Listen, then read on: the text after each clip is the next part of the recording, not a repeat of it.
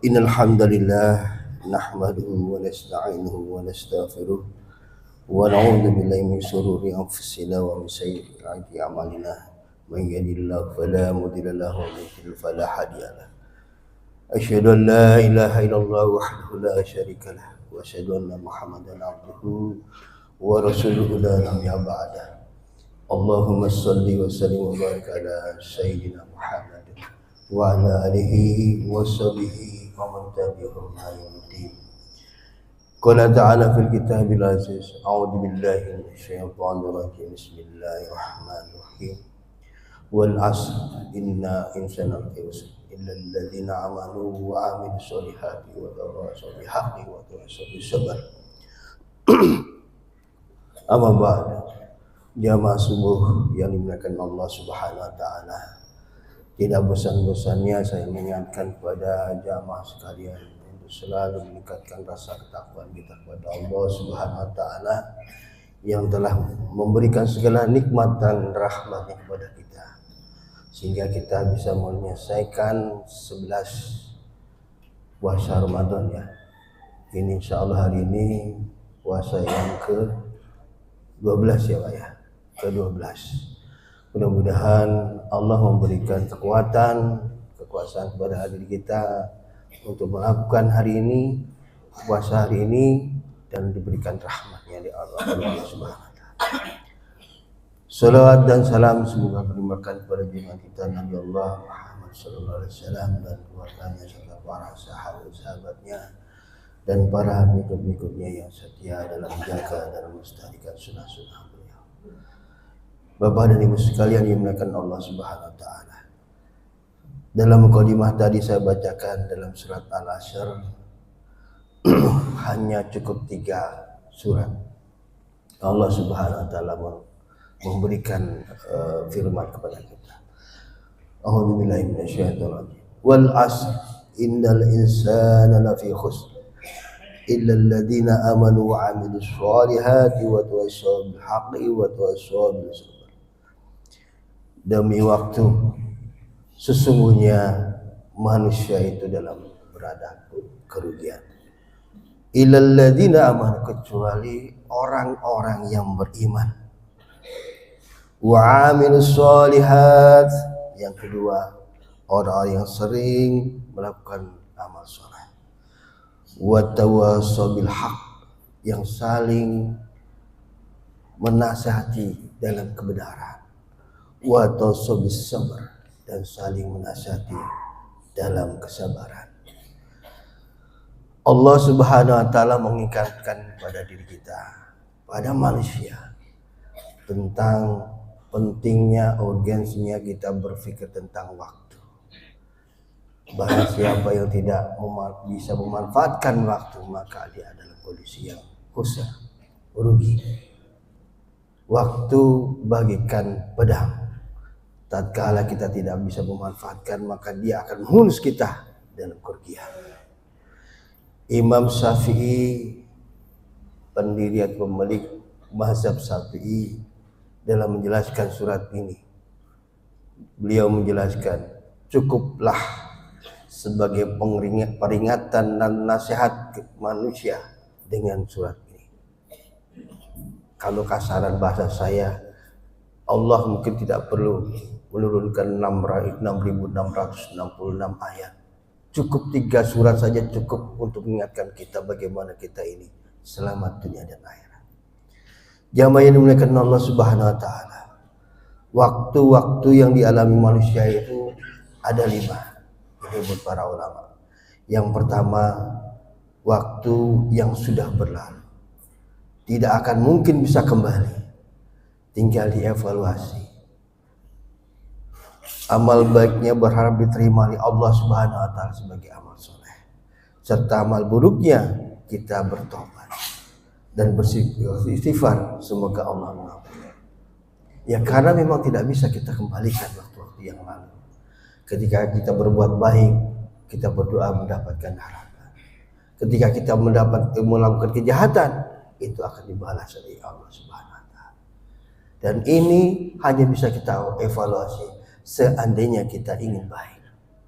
bacaan kita mungkin hari-hari yang kemarin zotnya kurang, dznya kurang, bagaimana makhrajal hurufnya, shotnya kurang, sinnya kurang, sinnya kurang, sama-sama suara lisis tapi berbeda makhrajnya keluar. Ini terus kita evaluasi, dan itu pun juga waktu-waktu yang lalu tidak akan mungkin kita tarik dan bisa kita laksanakan pada hari ini. Itulah waktu yang kedua, waktu yang sekarang yang kita alami. Semoga dapat kita gunakan dengan kebaikan. Apalagi di bulan Ramadan yang penuh berkah ini, harus dimaksimalkan mencari keridhaan Allah dan ampunan Allah. Yang ketiga, Bapak dan Ibu sekalian, hari esok. Hari esok kita hanya bisa merencanakan dari hari yang lalu dan hari sekarang. Bagaimana besok kita melaksanakan amal-amal soleh. Mungkin tahun depan kita tidak tahu apa yang bisa kita temukan, apa yang bisa kita amalkan di bulan Ramadan. Ingin sekali rencana kita di bulan Ramadan iktikaf di Masjidil Haram atau Masjidil Nabawi. Ini perencanaan untuk hari yang ke depan. Kita tidak tahu, tapi rencana boleh, niat boleh, cita-cita boleh. Pelaksanaannya adalah hari ini. Maka hari esok adalah pelaksanaan, perencanaan. Hari ini adalah pelaksanaan. Bagaimana untuk meningkatkan, untuk menciptakan, mewujudkan perencanaan hari esok terwujud. Yang keempat, waktu adalah saat-saat kita merasakan sakaratul maut, kematian. Di sinilah Allah menguji para hambanya. Akhir kehidupan kita ini su'ul khotimah atau husnul khotimah. Maka kita berlomba-lomba untuk mendapatkan su'ul atau husnul khotimah.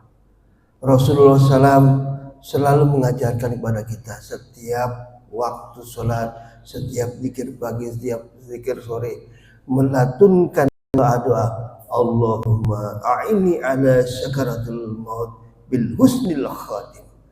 Ya Allah, ya Rabbi, aku memohon kepadamu, minta pertolongan kepadamu ya Allah, untuk mati dalam kondisi husnul khatimah.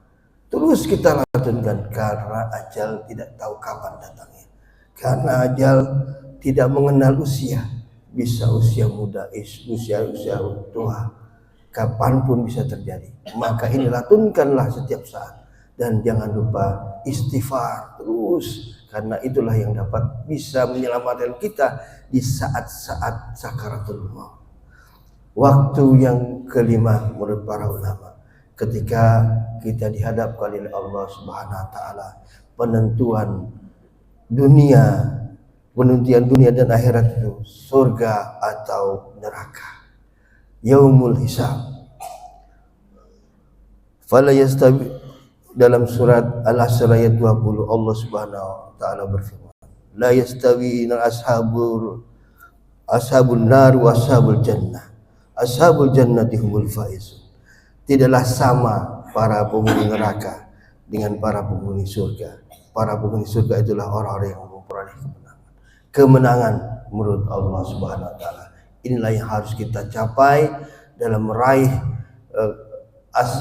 ashabul jannah, penghuni-penghuni surga. Rasulullah SAW mengingatkan kepada kita, ikhtanim khamsan qabla khamsin. Manfaatkanlah 5 perkara sebelum 5 perkara datang. 1, waktu mudamu sebelum datang waktu tuamu. Waktu sehatmu sebelum datang waktu sakitmu. Waktu kayamu sebelum datang masa kemiskinanmu. Masa luangmu sebelum datang masa sibukmu. Masa hidupmu sebelum masa datang matimu. Rasulullah SAW juga mengingatkan kepada kita, ni'matani mahbunun fihima katsiran minan nas, nikmat sehat wa nikmat farah. Ada 2 nikmat yang banyak manusia tidak bisa memanfaatkan dengan baik, yaitu nikmat sehat dan nikmat waktu luang. Bapak dan Ibu sekalian yang dimuliakan Allah Subhanahu wa taala, mumpung di bulan Ramadan ini, mumpung kita diberikan kesehatan, Mari kita perbanyak amal-amal soleh. Jangan kita irit-irit waktu kita. Jangan kita bermalas-malasan. Mari kita berlomba-lomba dengan kebaikan. Fastabiqul khairat. Inilah menjadi bekal kita nantinya di hari akhirat. Ketika kita di masa-masa sakaratul maut, ini pun menjadi bekal kita menentukan su'ul khatimah atau husnul khatimah. Mungkin itu dulu dari saya. Inilah nasihat bagi saya dan Bapak Ibu sekalian. Lebih kurangnya saya mohon maaf. Khairul kalam. Wassalamualaikum warahmatullahi wabarakatuh.